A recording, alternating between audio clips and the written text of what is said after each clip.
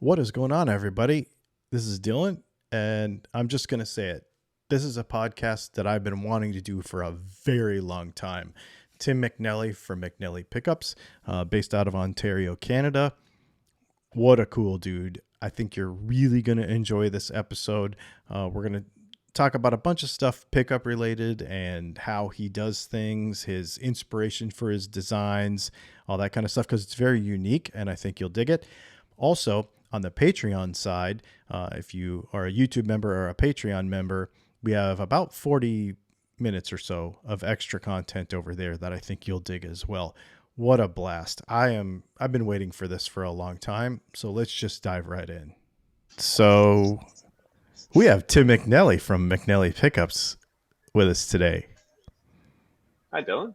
Dude, I have been wanting to do this with you for probably years. Yeah, well, we met at NAM, right? I don't even know what year that was. 15, I went to 16? NAM in California. Yeah. Yeah, probably one of those. It was several years ago, yeah, that I was down there. So, I think you were doing something with the skateboard guitar people, something like that. yeah, Prisma Guitars. So I shared a booth with them, Right on. and yeah, that was it. And you haven't done NAM since then. No, not in. I did. Well, I say did NAM. I've never gone full in and did a whole booth for myself and took the trip down. I went down once to Nashville. That was the first one, and I drove down. Didn't have a booth or anything. I scored a pass from somebody else. Just did the drive, showed up, and kind of to see what it's like. Met people, hung out, and slept at somebody else's house, another pickup liner actually. And that was my first experience, and then flew out to California for that one. But that's it. I don't actually really like trade shows, so I avoid them if I can. I You don't have to tell me. And I'm looking at your website this morning, and you're like 10 weeks out. So it doesn't feel like you need to go to a trade show. No, it's true. That has been kind of nice. And I mean, the pandemic has made things pretty weird. Partly the 10 weeks is, I hate that it's 10 weeks. But I also, fortunately, people are understanding right now. It's just been, production's difficult right now. So it's partly that I've been busy enough and also not as capable to produce at the same level as pre-pandemic. So it's just created this challenging situation for building. But it looks like I'm coming out of that now soon. So Good. that'll be nice.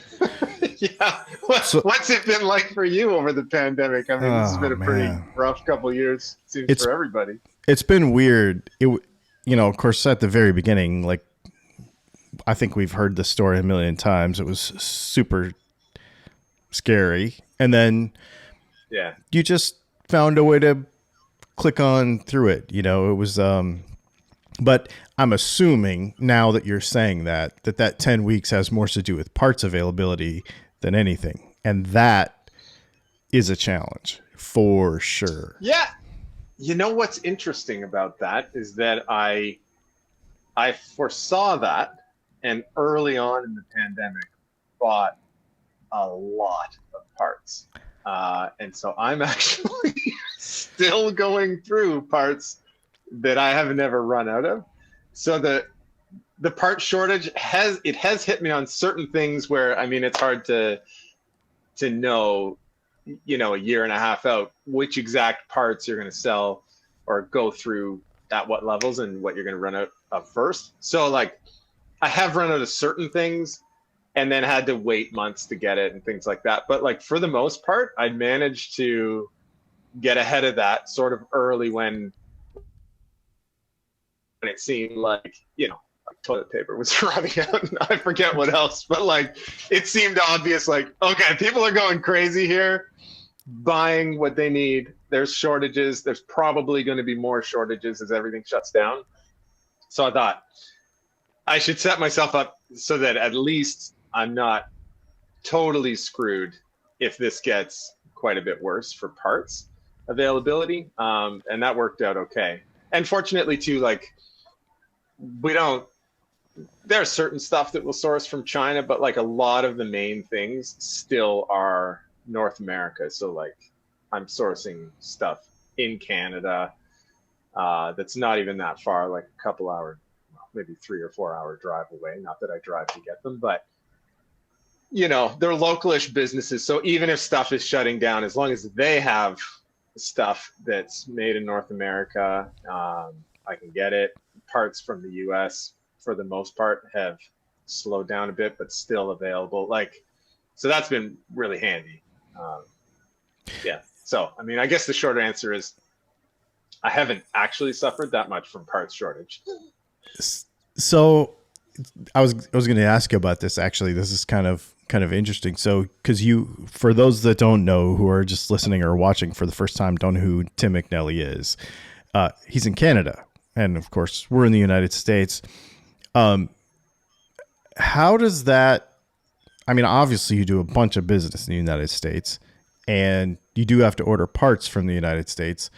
How does that work? I mean, I send pickups to Canada all the time, but to be based in Canada and then ship out all the time, it just seems like it blows my mind that you can do that much business and maintain all that. Like, I don't even know how that works. I'm assuming it's not really a lot different than being in the US. So one of the challenges ends up being just customs, like, you know, the rules about import export. It's worse on our end. So it doesn't, like, for example, if you ship some order to someone in Canada, we have these really silly tax laws where I'm trying to even think of the amount. They recently switched it, but prior to the change, it was $20. So technically anything valued above $20 would be taxed, which is unreal. So, you know, people you're not supposed to, but like, you know, sending stuff as gifts, but even as a gift, the value, it raises it before they'll tax it, but it's still fairly low. So like if you're buying stuff from the States in Canada, it's just, people know sometimes you pay tax and it's not this big piss off that it seems to be for other people. We just, yeah, we pay tax on things that we get. That's fine. And like, that's life, you know, like taxes are part of life. Shipping to the US, people are like blown away if you happen to send something that goes over that limit, which is $800 for you guys. So it's this whole different world of like, you're not used to ordering something and then getting a tax bill with it. You're like, what the hell? You know? Oh, okay. So, and for most orders though, we don't even hit that. And then if I do, I will actually, if I get an order that's $1,000 or something, anything basically that clears it, I'll on my own end look at it and go, I would rather pay for 2 shipments down there than deal with the email of like, what happened? I got this package and then I got a tax bill that's going to end up being higher than my cost to ship 2 packages. I'll just split it up, send it down there as 2 $500 packages. And then they go, oh, great, I got my stuff. And avoid the issue. You know what I mean? Yeah. Yeah, because it's like, because I know the tax laws to keep things running smoothly, sending down there, it's just way easier to do it like that. But that's kind of situation doesn't actually happen that much. Just because of the value of packages. It does with dealers and stuff, but I mean, that's kind of a different side of things where, you know, they are more likely expecting tax charges and whatever. So it hasn't been an issue at all. And then just building up the business with mostly US has been like the internet saving the day, basically. And I mean, the world is kind of all the same place to a degree when you're on the internet now. So that hasn't really been a hurdle at all. I don't do that much. I mean, I sell in Canada, but like locally, uh, I'm in Peterborough, Ontario. I don't actually sell that much in Peterborough. So if I was some brick and mortar shop, I would not exist. Like there would just be no way. It's not a big city. Uh, there'd be no way to keep it going other than, the internet opening the whole world market to support this small business. I I think in the last 10 years, I don't know that I have sold like 1 month worth of pickups in Yeah. my town. Like Yeah, I know, it's funny. it's the whole what is that? The prophet is the most hated in his own hometown or something. Like yeah, It is kind of weird like that. I thought that when I started out too, I thought it would be really cool to sort of like get a bit of a name in town, and I went to shops and tried to, like, I mean, in hindsight, I wouldn't even try that now. It just feels like a waste of time. But still, I did like go into shops and try to get them set up and let them try stuff, and gave a sample. There was one shop I went into. I was going to give him, I was going to let him try out a set of pickups. He was working at the shop, and then he was also a guitarist and gigging. And so he had a gig coming up, and I was like, oh, cool. Well, like, why don't you actually try these things out? And I'll bring them in and you load them up. At the time, I didn't have any like tester loaner guitars that I was giving out to people or anything. And so I brought in a set of pickups, and I was like, you can try them out, install them, see what you think. I'd love to hear some feedback. And I want them back. Like it's a tester thing. And he knew it wasn't a big hassle for him to put in pickups. Anyway, it was this weird thing where he's like, what? You're not giving them to me? Like, I thought I was doing this nice. And then he was like, oh, forget it. I don't want to try them. I was like, okay, well, that one's off the table. That store doesn't want anything. If they only want free stuff, this isn't going anywhere. oh man. Yes, I've had that same exact thing. We used to bring guitars out to gigs all the time. And when I was building guitars, it would be a way for me to like let other people play them, and then I would like shoot video, and then I could put that on the website and stuff.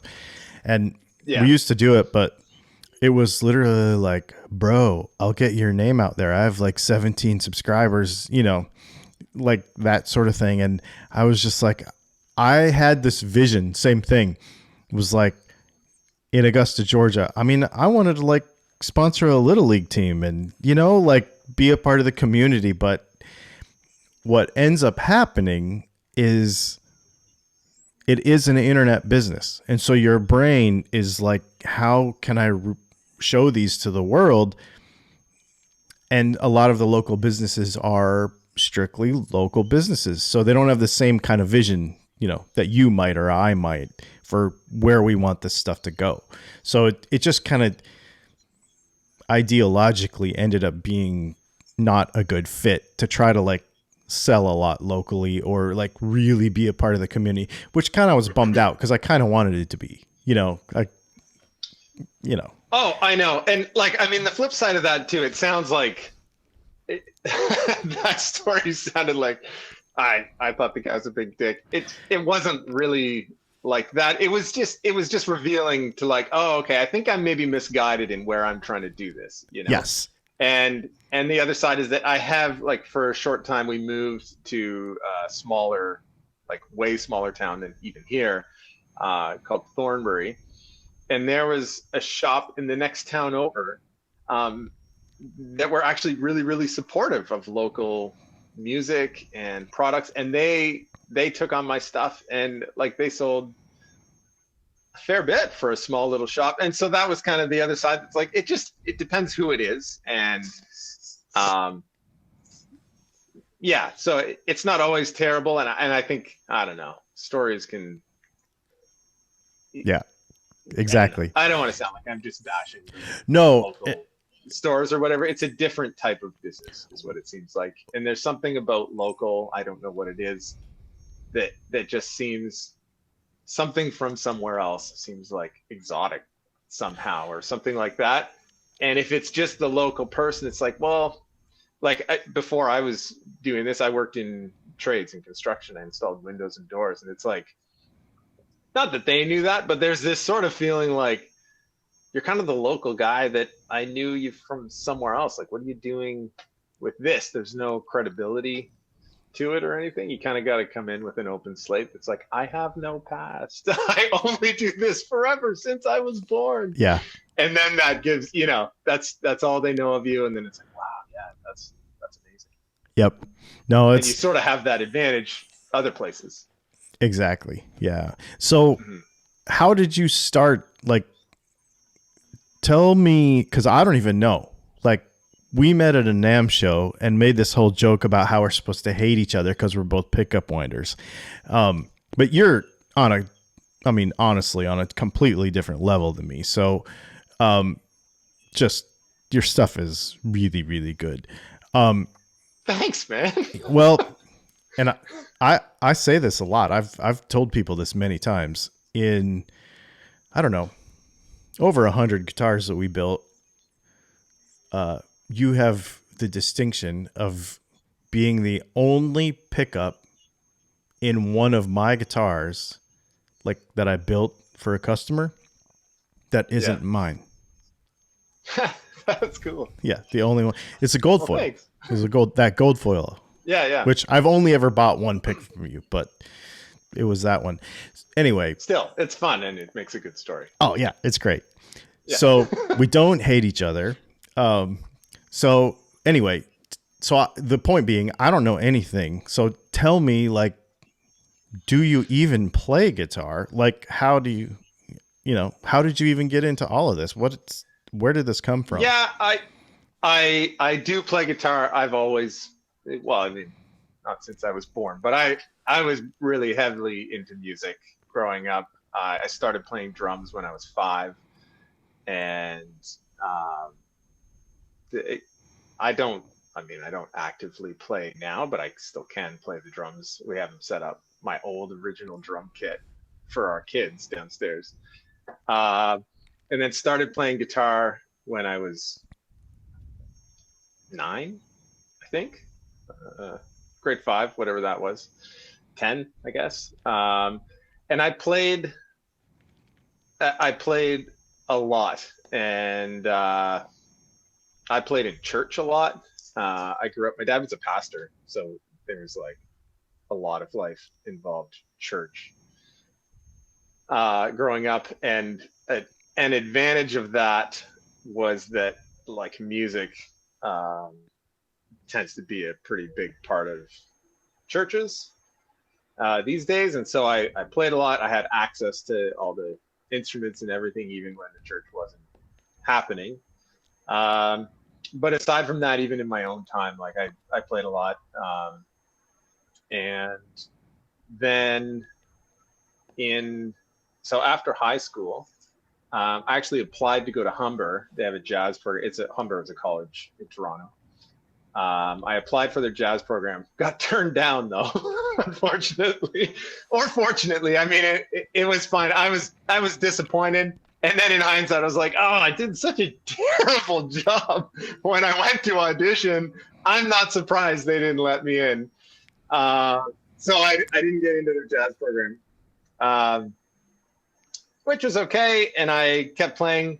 I think there was a certain time, this story will probably get long and maybe not end up anywhere, but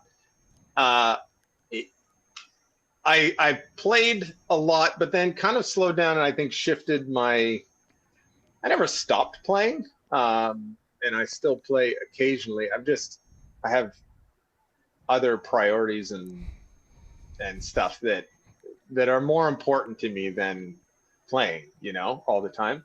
So I'm probably no better now than I was when I was 18 or 19 at playing. I was pretty good for an 18 or 19-year-old, and I think I was critical of sound and really particular. And I think that side of things, like not just in music, I'm pretty detail oriented with a lot of things. And that kind of continued on uh, later on and served me well when I decided to start building and having this sense of like, I know what I want, and I'm not too phased by the marketing or the buzz or whatever. I know what I want, whether it's cool or not, and I'm pretty confident that I can make that happen myself if I'm not finding it somewhere. So that was kind of what gave me the confidence to start trying to make my own things. Um, there's a lot of middle section in there that's missing too, because 18 or 19 playing a lot of guitar. Uh, and then I started this business when I was 29. So 10 years in there. I worked with my family they have a company doing windows and doors, and that's what it was. So I was an installer with them. Um, and learned a lot of great skills doing that too. Um, just, construction stuff, working with tools, which, I mean, it's not all transferable to this because a lot of this is, it's a lot finer than that. but just confidence doing things. And I think that as a foundation, that sense of something needs to be done or solved or whatever, and I have enough of history of being able to be thrown in situations that are like, there needs to be a solution at the end of it. We don't have one yet. We have a day to make that happen. Go. And that's kind of what construction is sometimes, especially with windows and doors, with a lot of retrofitting stuff. Like, we didn't do new construction barely ever. So every day you're walking into situations where, like, the first step of the day is figure out what you're going to do. And then, like, you end up at the end of the day done, and it's good, and you figured out all the stuff. And I mean, that's the short version of anyone that works in trades. It knows, like, the challenge. Have you ever worked in trades? Yes, I have. Yep. Yeah. Okay. Yeah. So, it's just like, that's part of it. And then you get more familiar with that feeling of uncertainty, and you get confident in yourself to just know, like, yeah, this uncertainty is part of the process. And I am confident that I can make this work, even if I don't exactly know what that will be like at the beginning. I can get to the end of this. And that type of confidence, I think, I mean, I didn't realize it at the time, but this is sort of my own thoughts, right, after looking back at starting a business and stuff.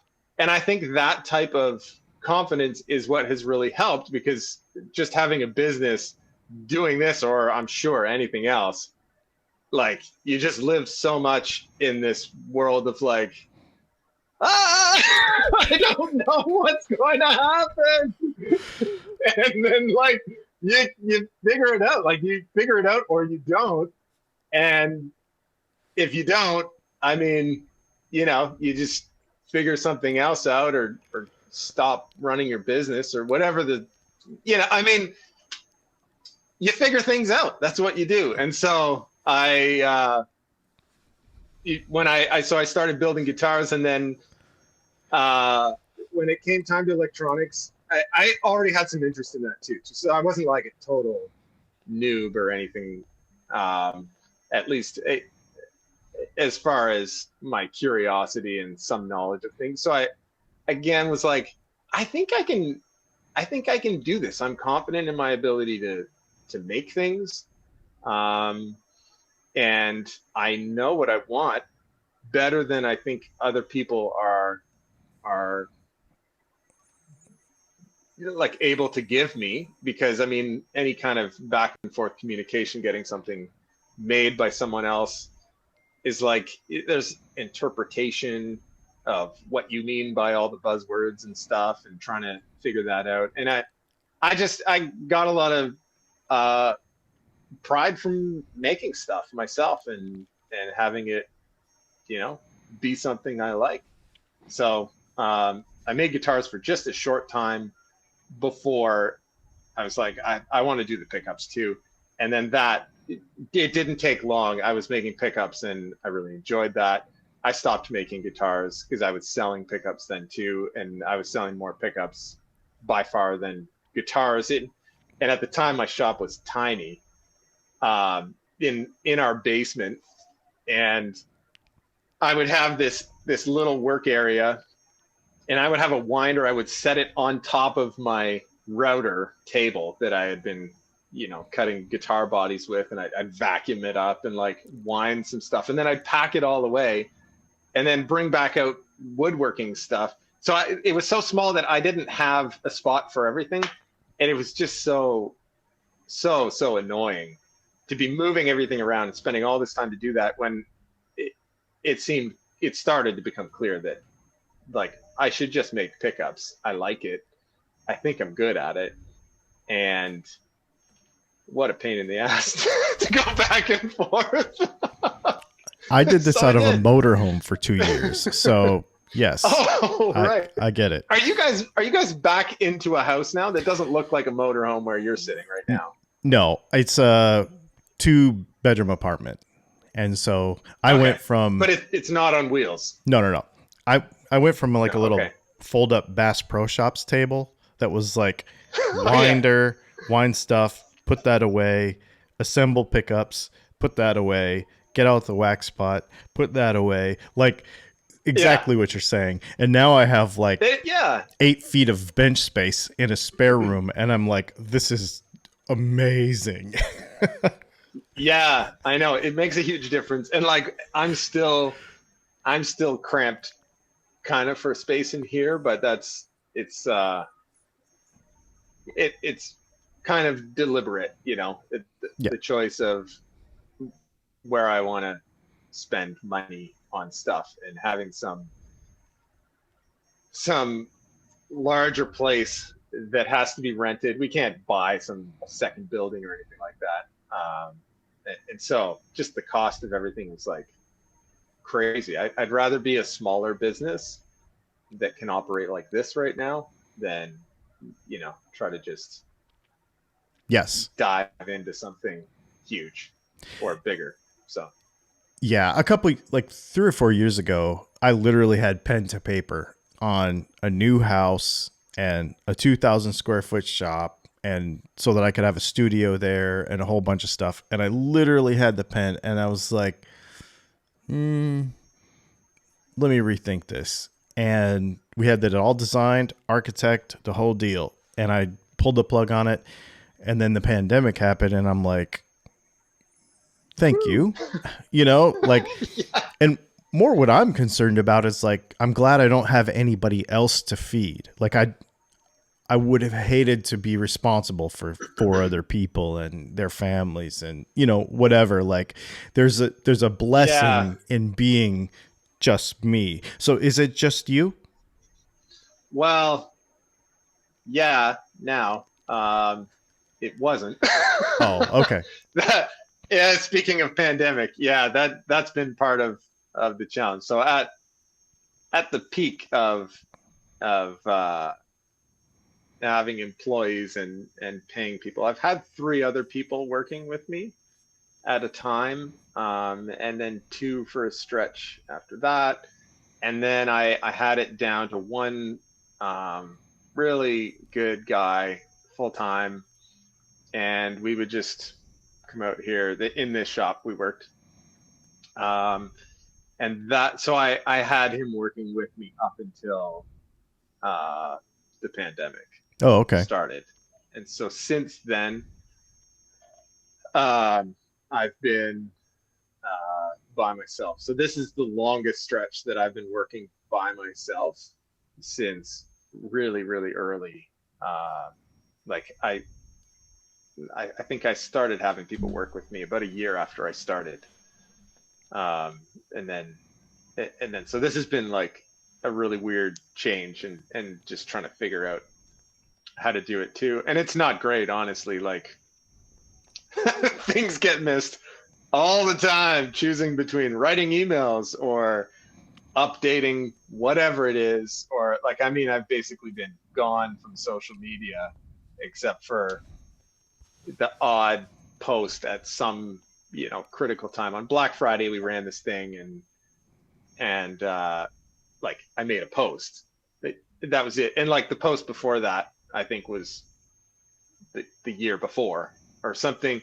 Just so social media like really died down, and yeah, it's hard to figure out how to do that. So I will be hiring again, and things are opening back up. Kind of a story about the guy that was working with me too. His name was Lewis. His name is still Lewis. He's a friend of mine. We're still friends. He actually wanted to, before the pandemic, he was really wanted to get into building himself guitars and have a shop. And he, at his property, he has this nice detached garage that he was turning into a workshop. So this was his plan. He wanted to do that. And I thought it was great. Like, you know, I mean, I've been in that position years before. And so I wanted that to work for him too. And so he was working toward that. And I knew pretty early on when I hired him, he was a great employee. And also I knew like he is not a permanent employee. He wants to do this other thing. I want him to be able to do that. He's doing great work for me when he's here, but it's not going to be forever. Right. And so the pandemic hit, I laid him off, which gave him lots of time to work on his own business. And the government here had different programs than what they did for you guys in the States. And I mean, he would be able to tell the story better, I'm sure, from his perspective, but it ended up working out well. He had started, well, I mean, he had started it before, but he really put a lot into it, and he's established himself. He builds and repairs. He doesn't love repair work, in case anybody looks him up. Tries to get repair work done, but anyway, he does great work. But yeah, so it gave him the opportunity to do that and actually give him the time and enough interim funds to make it happen. So it worked well. And like, he's come and helped me out some, and I've given him some parts to work on, and just like paid him as a like as his own business, you know, doing some work for me. But it's much less than when he was working with me. It's more like on a favor basis, because I have work that needs to be done and he's willing to help me out, right, you know, and get paid a bit. So I don't even remember if there was a question to that answer, but I don't care. Doesn't even matter. Yeah. No, it doesn't even matter. So I don't have anybody working with me right now, but I will, because this is unsustainable. It feels like it's really hard to catch up. I am actually catching up. I keep the 10 weeks posted right now, which it seems crazy, but it's a bit of a deterrent. Not a deterrent. Like, I appreciate when people buy things, but I want people to understand, fully knowing, like, it's not shipping next week, and it loses some sales. Some people email about it. Some people I know don't email. They just don't buy anything. So it's hurt in that way. But it's a bit of a relief to just know, like, at least when people are buying things, they know they're going to wait for a while. It still says 10 weeks. It's not quite 10 weeks anymore. But I don't want to lower that number too soon and then have people go like, oh, sweet. Let's buy it and drive it back up. I got to like get it down, put some other stuff in place so we're well established to like handle what happens when it's not a 10-week lead time. I get that totally. We'll jump back in. Yeah, I get that totally. It's been a thing for me because I'm not, I don't want to say I'm nearing my capacity, because then people stop ordering stuff, but I don't want to be one of those guys. I've seen, and you have too, so many people that are like, I ordered custom pickups from a guy and 6 months later I don't have them. That will never happen to me. I will like Yeah. shut the website off before that happens. Like, I don't want to be, you're particular enough. I am too. I don't want to be that guy. I want it to be a manageable time. So I'm trying to figure out how to build in like I don't know. I don't know. It's funny you said like problem solving before, and how that from having your own business, and we're constantly just like running around screaming. Like 5 minutes before I came in here, I was telling my wife, I was like, this particular thing, we're looking at some numbers and stuff, and I was like, this has to change. Like, I got to figure this out. I don't know. I don't have any idea what that means. I'm just going to have to try some stuff. Like, I don't know. But all I know is what I've been doing is only kind of working, and I need to fix it. I don't know. Like, every day is like that. You're just like, and I used to be in the power sports industry before this, designing dirt bike parts and motorbike stuff.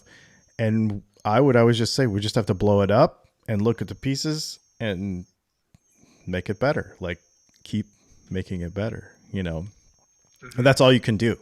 That's, really. People want to read into like making pickups and doing all of this, like all the minutia of tone, but it's really just, does it work? Nope. Okay. Try it again. Really, when it comes down to it. Yeah, that's true. And I mean, does it work? It's kind of like, does it work for you or does it serve you well? Is Right. kind of what it is, right? Yep. Exactly. Which is, I know you're pretty anti this too in the industry, but just like the idea that there is a very specific right way, and that way happens to be the very first way that it was done, and it just carries on in the industry. And it's not that that's terrible, because it's not the worst thing to just appreciate the way things were done, and if you really want to recreate that, that's okay. But I think people run into problems with it when they don't look at their own needs at all and just think like, or maybe it's as innocent as that maybe they don't understand what their needs are, or they aren't used to critically listening in certain ways, and they just might not even know what will work better for them. So it could be that, and so they just default to like, well, definitely the original is the best one, and that's what creates a market for that. And so then a lot of companies keep recreating that kind of thing and going with that marketing anyway of it, of just trying to like vintage and reproducing accurate versions of historical things. And like, it just seems like, at least for me, playing something is like a funny door example. I used to do this when I was working with I'd be installing doors with someone, and so I'd have someone on the outside or inside of it. Usually they're on the inside. Just picture like the front door of a house, right? And so you walk up to the door, click the door handle or turn the knob, and you push it in, and so it's an in-swing door. So I'd be standing on the outside, if I was the one on the outside, and someone on the inside is running shims in different parts of the door and screws, and I'd be trying to line this thing up. We'd be measuring, and then we'd get it lined up, and he'd be like, on the inside, so you're trying to get these lines where the door panel and the door jamb run evenly top to bottom. So you have like an even gap at the bottom, an 1/8 inch or so, an even gap of an 1/8 inch at the top, and you're lining that up. And we would always get to this point where things are good. and it's level, it looks right. And then, so he'd say, or she, my wife worked with me for a little while. Okay, it's good. I'd say, okay, but if you had to change something, what would you change? And only when they would be like, I would screw it up. Then I'd be like, perfect, it's good. Because if they look at it and they go, no, it's good, and they're thinking, close enough. And then it's like, yeah, but if you change it, well, I mean, it is a little bit tighter. So it's like, okay, so you do notice there is a difference that could be improved. Let's work on that. There's something we can work with. When it reaches the point where you're like, I don't think I would change anything. Only changing it right now would only make it worse. I think it's working just how I want it. That's like, great, then let's roll with it and move on to the next step. And I kind of I treat the sound of pickups that way too. If I'm listening, not that I'm like always looking for the faults, but it's just like, is it working for me? If I had to change something, would I do it? Would I, if I made a version of this, or like another version, if it's something I made, would I do anything different because it's kind of lacking this, or there's too much of that, or whatever? And if it's like, no, it just gives me what I'm expecting, what I'm hoping for when I play, all these kinds of things. I don't know, that it's like a quick mental question I ask. That's kind of that like go-to of would I change it and why would I change it? Like if it's just like, is this just like the original? It's terrible. It doesn't work for me at all, but I will change it to be even worse. It's like, I just don't understand that mindset. So that I go to the change it to make it work better for me. If it's doing exactly what I hope, I don't care if it's modeled exactly after something else or not. It's doing what I need it to do. And that just makes it more comfortable to play, right? Like when you play and you hear what you're expecting or what you're hoping for, it helps with creativity. It's almost like then you're not thinking about it the same amount. It's more intuitive that way, and just kind of becomes the background of this thing you're used to using, and it's an extension of you more. And it can get a little bit of maybe a little too artsy fartsy sounding to make them seem like an extension of you. But if it reaches the point that you aren't thinking about it because it just has these glaring oddities that don't work for you, then that's great. Then it's working well. Isn't that the weirdest thing? So the whole guitar industry is nerd out about everything to the extent totally possible, so that when you play the guitar, you can completely forget about everything you just nerded. That's the goal, is to think about it. I think, but that's not, I don't think that's guitar specific though. That's, no. In any industry that kind of is what happens too, right? Like I know photography is like that. People geek out about their gear a lot. I'm not a huge photography nerd, but you take really good photos. So thanks. So I know how to take photos and use a camera. But I just mean I don't. Yeah. I'm not like siding with one side and fighting the other. Right. But that same thing is like when I used to use Nikons with film. So then when I was going for a digital camera, I wasn't on one side or the other. I tried different ones, and it just came down to I held it and used it a bit and was like, this one feels better. And I'm going to take better pictures with the one that I'm not dicking around with because I can't find this or that. And it feels weird in my hand. Like, I just want to take the pictures. And this one feels better doing that. This will give me better pictures. And then the spec sheet is like, well, it'll be what it'll be. You don't ever look at a picture and go, well, unless you're one of the photography nerds who pick it apart, but you don't look at a photo and start analyzing the specs of the camera that took that photo and why that photo is better than some other photo, maybe on a granular level. But as a piece of art, the photo is the photo, right? I mean, Yeah. there's lots of crummy quality photos that are just wonderful. So, So what camera did you land on? I have to know. oh, yeah, it's a Nikon D3200. Yeah. It's old, Yeah. low end. It works. Yeah. But it just does it. I mean, if I had the money when I was buying it, I would have bought a better one.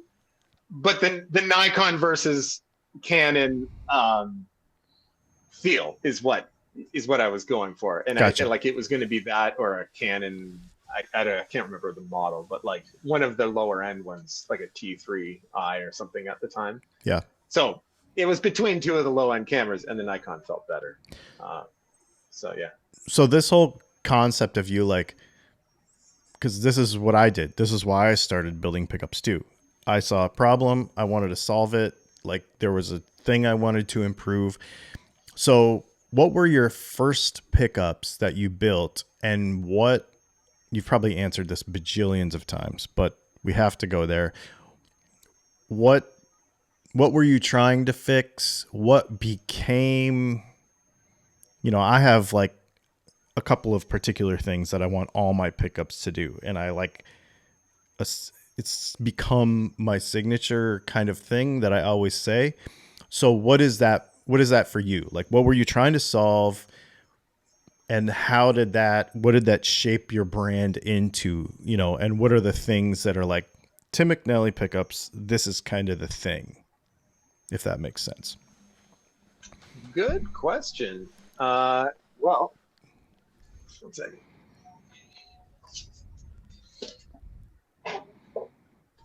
This is my winder binder. Yeah. And when I started, I logged every single pickup I made. So I can tell you the very first pickup I made was a Tele neck, and then I made the bridge.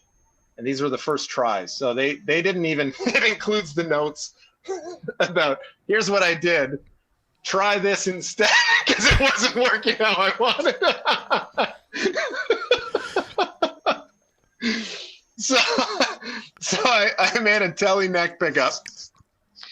And with A5 magnets, I got the bobbin height, made it with 8,350 turns. And I used some really tall magnets on that. I had some tall magnets on hand.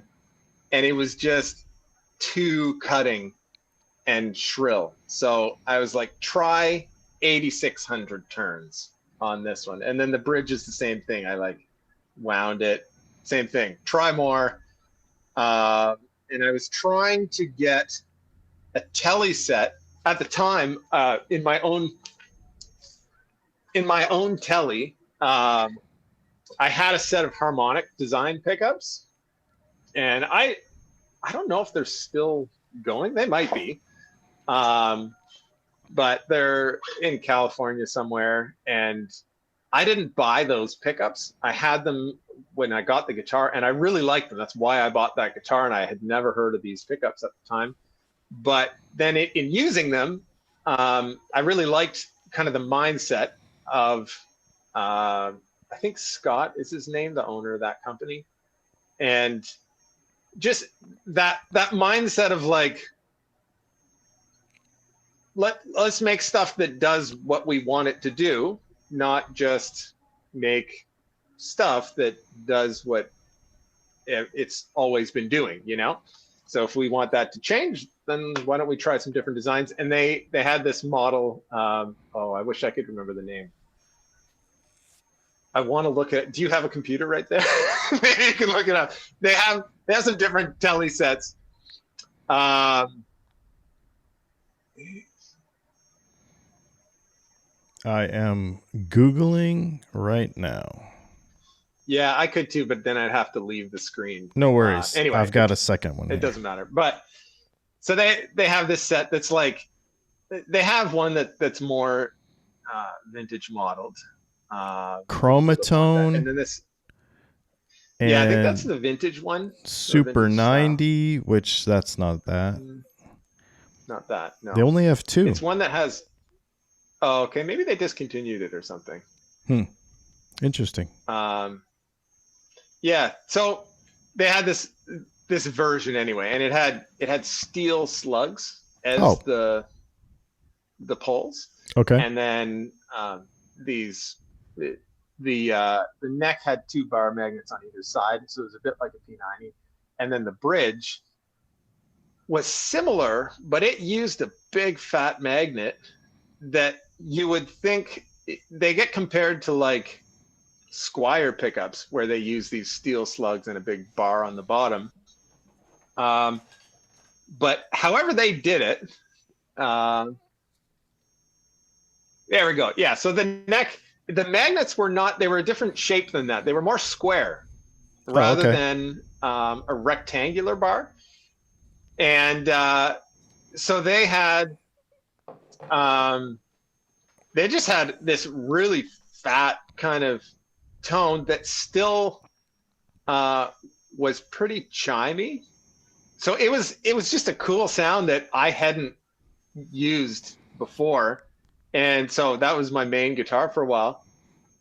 And yeah, so when I started to build pickups, I was using conventional parts, just Alnico pole pieces and winding them with regular wire, 42, 43 gauge. I was trying.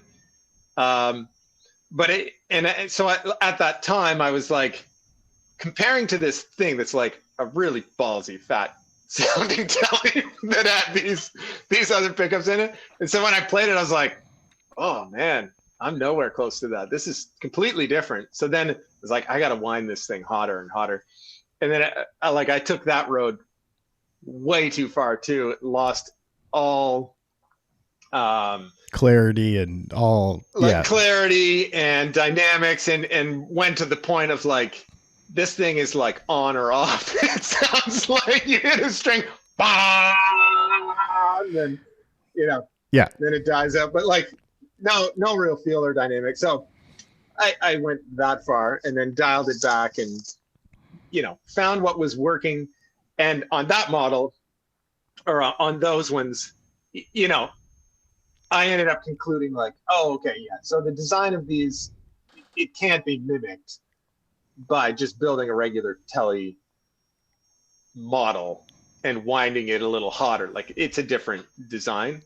And so what ended up being like the one you just held up there, is that your P90? It's our, I'm yeah, not it's sure what you my call that one, T90. but It's the yeah. one that fits in a telly So spot. so we make a version similar to that, like a neck and a bridge set, and that would now be the closest thing to what those originals were.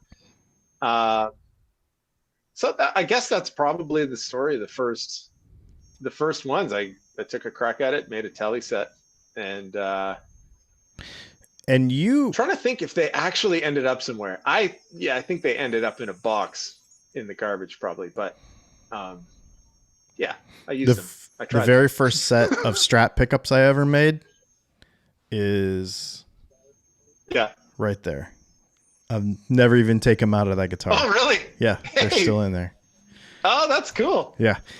I have one like that with the Jazzmaster set that I made. I have I designed. I went and bought a vintage modified Jazzmaster so I could tear it apart, and designed the pickups and tweaked them and figured out what I was going to do.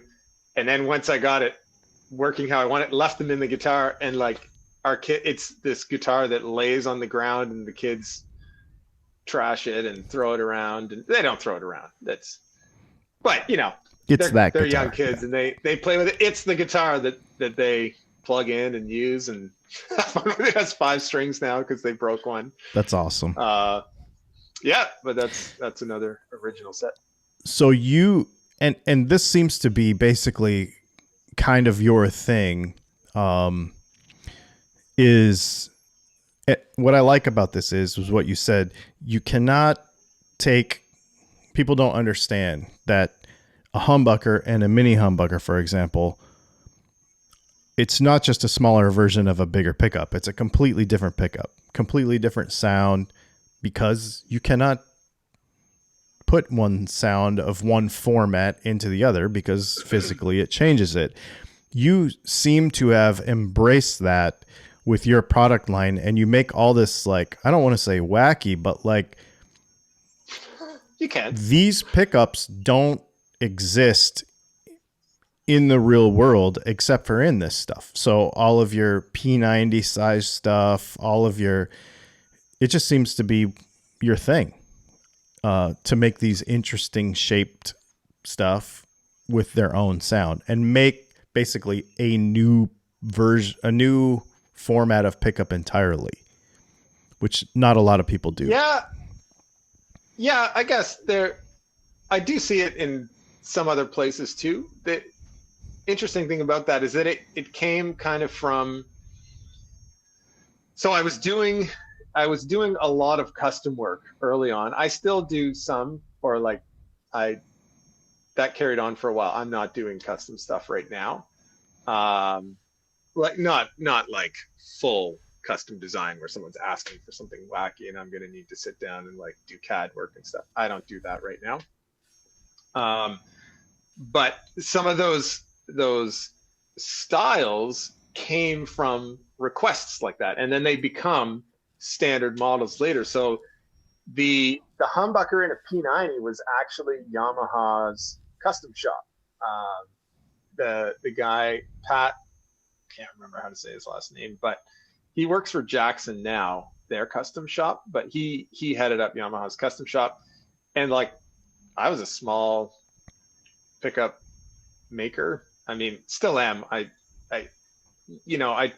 want to resist talking about it like I've created some sort of empire or whatever. Like Exactly. I have a small business, but like, I mean, I was pretty new at the time, and I had been doing that a bit though. People would email with these requests, and I guess through Instagram or something, I had already started getting a bit of a name for myself to be able to do that, where people wanted stuff and I want to pick up that sounds like this, but here's the guitar I have. Can you make that? And I'd be like, that was one of these things going back to the confidence of like, can you do this?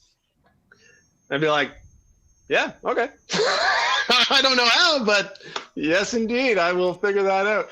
And then I mean, luckily it worked out okay. And I made some designs and it proved to work out. And, not everything has worked out perfectly as planned like that, but like I got requests and posted these pictures of like, here's a picture of this model in this other random size. And I think Pat called me after I had posted a picture of a P90 in a Dan Electro. So I took a Dan Electro size with the little bracket mounting thing mounted. I laser cut. It wasn't in a tube, so it was like a black, same size as the tube, pretty long, and then 6 adjustable poles across this thing with bar magnets, and mounted it on this thing and posted a picture. And I think I called it a D90. I don't know if I made like maybe 2 or 3 more. It wasn't a big item. It was like a one-off custom thing. And Pat called me. He was like, hey, I saw this thing. It was really neat. And once again, it was kind of this natural progression, the same way that other people had got in touch. Like, you're doing some really weird things that others aren't doing. Could you make this? And so Pat was like, hey, we need, trying to think of what the first one was. I think the first one was a Strat pickup. We have this HSS Strat that's going on tour. This looks terrible that I forget names. The guitarist who was playing for Shania Twain at the time, they were going on a tour, and he uses Yamaha guitars a lot. And so he had built them this guitar, but he really wanted it to be a Strat pickup, but it was an HSS guitar. So he's like, could you build this like a legit Strat sounding pickup, not like Strat-ish or whatever, but like it needs to be a Strat and it needs to be a humbucker size for mounting. Could you do it? Again, yes, I can do it. And then he needed it really fast. I think he needed it. This was a Friday or Thursday, and he needed it the next week in California. So it would have had to ship like the Monday or Tuesday. So I was like, okay. And then I spent that weekend designing this thing, making it, figuring it out. And I made the thing and shipped it to him.